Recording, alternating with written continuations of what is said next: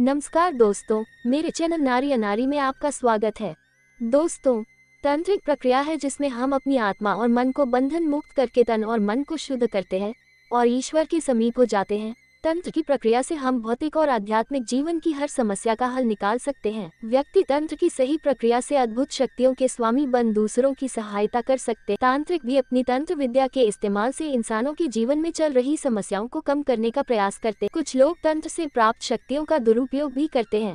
ऐसे लोग दूसरों को परेशान करते हैं और उनके जीवन में समस्याएं पैदा करते हैं। तांत्रिकों द्वारा 10 महाविद्याओं की साधना की जाती है जो कि गुप्त होती हैं। श्री देवी भागवत पुराण के अनुसार 10 महाविद्याओं की उत्पत्ति भगवान शिव और सती के बीच एक विवाद के कारण। भगवान शिव और माता सती के विवाह से देवी सती के पिता राजा दक्ष प्रजापति खुश नहीं थे।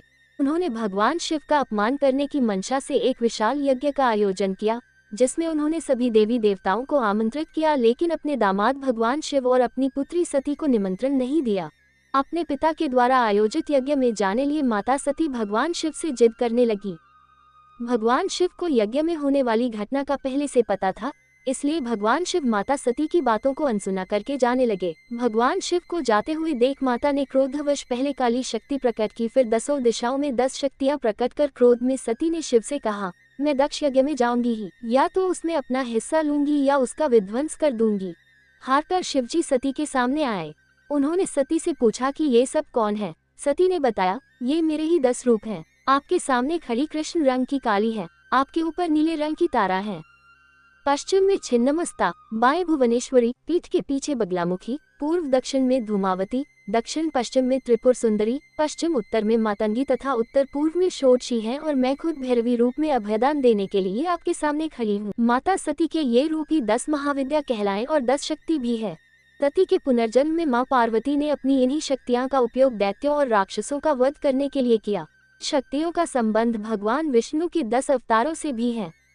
महाविद्याओं में काली, तारा, छिन्नमस्ता, षोडशी, भुवनेश्वरी, त्रिपुर भैरवी, धूमावती, बगलामुखी, मातंगी व कमला शामिल हैं। इनके 2 कुल हैं जिनमें से एक काली कुल तथा दूसरा श्री कुल है। काली कुल में माँ काली, माँ तारा और माँ भुवनेश्वरी विराजमान है, जबकि श्री कुल में माँ बगलामुखी, माँ कमला, माँ छिन्नमस्ता, माँ त्रिपुर सुंदरी, माँ भैरवी, माँ मातंगी और माँ धूमावती देवी विद्यमान है। माँ की 10 रूप की दिशाएं इस प्रकार है। काली माँ और तारा देवी उत्तर दिशा में, माँ षोडशी और माँ त्रिपुर सुंदरी ईशान दिशा में, देवी भुवनेश्वरी पश्चिम दिशा में, श्री त्रिपुर भैरवी और माता बगलामुखी दक्षिण दिशा में, 6 माता छिन्नमस्ता और भगवती धूमावती पूर्व दिशा में, भगवती मातंगी वायव्य दिशा में और माता श्री कमला नैऋत्य दिशा में। सभी 10 महाविद्याओं में काली को प्रथम रूप माना जाता है। माता दुर्गा ने राक्षसों का वध करने के लिए माता ने ये रूप धारण किया था। सिद्धि प्राप्त करने के लिए माता के इस रूप की पूजा की जाती है। जल्दी प्रसन्न और जल्द ही रूठना काली माता का स्वभाव है, इसलिए जो भी भक्त इनकी साधना कर चाहता है उसे एकनिष्ठ और पवित्र मन का होना चाहिए। माता का स्वरूप हाथ में त्रिशूल और तलवार लिए है। इनकी पूजा के लिए विशेष दिन शुक्रवार और अमावस्या है। कोलकाता, उज्जैन और गुजरात में महाकाली के जागृत चमत्कारी मंदिर हैं। माता काली के भी 4 रूप है, दक्षिण काली, शमशान काली, मातृ काली और महाकाली। इन्होंने राक्षस रक्तबीज का वध किया। काली को हकीक की माला से 9 माला ओम ह्रीं श्रीं क्रीं परमेश्वरी काली के स्वाहा मंत्र से प्रसन्न किया जा सकता है। दूसरी है तारा माता, ये तांत्रिकों की मुख्य देवी हैं। सबसे पहले महर्षि वशिष्ठ ने माता तारा की आराधना की थी। रोगों का नाश करने वाली, सौंदर्य और रूप ऐश्वर्य की देवी तारा आर्थिक उन्नति और भोग दान और मोक्ष प्रदान करने वाली है। परेशानियों को दूर करने के कारण इन्हें तारने वाली माता तारा कहा जाता है। भगवती तारा के 3 स्वरूप हैं, तारा, एक जटा और नील सरस्वती। पश्चिम बंगाल के बीरभूम जिले में तारापीठ है। इस स्थान पर देवी तारा की उपासना महर्षि वशिष्ठ ने करके तमाम सिद्धियां हासिल की थी। तारा देवी का दूसरा प्रसिद्ध मंदिर हिमाचल प्रदेश की राजधानी शिमला में स्थित है।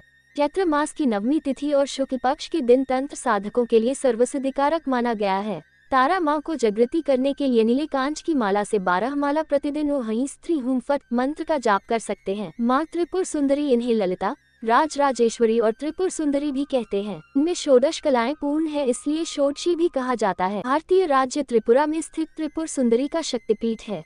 यहाँ पर माता की 4 भुजा और 3 नेत्र हैं।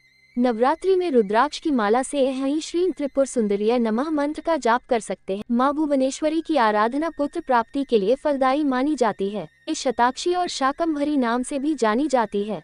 इनकी आराधना से सूर्य के समान तेज ऊर्जा और जीवन में मान सम्मान मिलता है। इनको स्फटिक की माला से 11 माला प्रतिदिन हाई भुवनेश्वर्य हाई नमः मंत्र के जाप से प्रसन्न किया जा सकता है। माँ छिन्नमस्ता के स्वरूप में कटा हुआ सिर और बहती हुई रक्त की 3 धाराएं से सुशोभित रहता है। इनकी उपासना शांत मन से करने पर शांत स्वरूप और उग्र रूप में उपासना करने पर देवी के उग्र रूप के दर्शन होते हैं। माँ छिन्नमस्तिके का मंदिर झारखंड की राजधानी रांची में स्थिति है। कामाख्या के बाद ये दूसरा सबसे लोकप्रिय शक्तिपीठ है। इनको रुद्राक्ष माला से 10 माला प्रतिदिन मंत्र श्रीन हई वज्र वैरोचान्य हई फट स्वाहा से प्रसन्न किया जा सकता है। माँ भैरवी की उपासना से व्यक्ति सभी बंधनों से मुक्त हो जाता है, इसलिए इनको बंदी छोड़ माता भी कहते हैं। भैरवी के नाना प्रकार के भेद बताए गए हैं, जैसे त्रिपुरा भैरवी, चैतन्य भैरवी, सिद्ध भैरवी, भुवनेश्वर भैरवी, संपदाप्रद भैरवी, कमलेश्वरी भैरवी, कौलेश्वर भैरवी, कामेश्वरी भैरवी, नित्या भैरवी, रुद्र भैरवी, भद्र भैरवी तथा शतकुटा भैरवी आदि। त्रिपुरा भैरवी ऊर्ध्वान्वय की देवता हैं। इनकी पूजा से व्यापार में लगातार बढ़ोतरी और धन संपदा की प्राप्ति होती है। मूंगे की माला से 15 माला मंत्र जाप करने से माता प्रसन्न हो जाती है। हाई भैरवी क्लौन हाई स्वाहा। धूमावती माता को अभाव और संकट को दूर करने वाली माता कहते हैं। इनका कोई भी स्वामी नहीं। इनकी साधना से व्यक्ति की पहचान महाप्रतापी और सिद्ध पुरुष के रूप में होती है। ऋग्वेद में इन्हें सूत्रक कहा गया है। मोती की माला से 9 माला इनका मंत्र धूम धूम धूमावती देव्या स्वाहा करने से माता प्रसन्न हो जाती है। माता बगलामुखी की साधना दुश्मन के भय से मुक्ति और वाक सिद्धि के लिए की जाती है।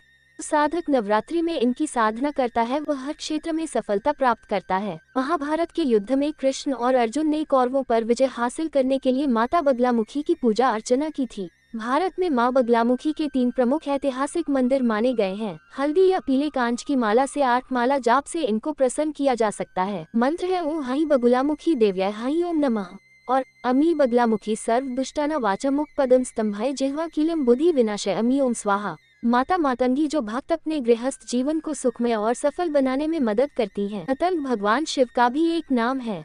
जो भक्त मातंगी महाविद्या की सिद्धि प्राप्त करता है, वह अपने खेल, कला और संगीत के कौशल से दुनिया को अपने वश में कर लेता है। स्फटिक की माला से 12 माला इनका मंत्र जाप करने से माता प्रसन्न हो जाती है। ओम हय भगवती मतंगेश्वरी श्रीं स्वाहा है। माँ कमला की साधना समृद्धि, धन, नारी, पुत्र की प्राप्ति के लिए की जाती है। इनकी साधना से व्यक्ति धनवान और विद्यावान हो जाता है। कमल गिट्टे की माला से रोजाना 10 माला इनका मंत्र हसो जगत प्रसुत्य स्वाहा करने से माता प्रसन्न हो जाती है। इन मंत्रों के जाप के नियम किसी जानकार से पूछकर ही करें। माता पार्वती की यही 10 शक्तियाँ महाविद्या कहलाती है। गुप्त नवरात्र में इनकी विशेष पूजा की जाती है। विशेष रूप से तांत्रिक शक्तियाँ अर्जित करने के उद्देश्य से लोग इनकी पूजा करते हैं। वही सामान्य लोग माता की इन शक्तियों के गुणों को अपनाने के लिए उनका आशीर्वाद चाहते हैं। तो दोस्तों, ये थी जानकारी तंत्र विद्या की 10 देवियों के बारे में, जो कि विभिन्न सोशल मीडिया साइट से ली गई है। उम्मीद करती हूँ कि आपको पसंद आएगी। अगर आपको वीडियो अच्छा लगा है तो प्लीज लाइक करें और चैनल को सब्सक्राइब जरूर से करें। वीडियो को देखने के लिए आपका बहुत बहुत धन्यवाद। आपका दिन मंगलमय हो।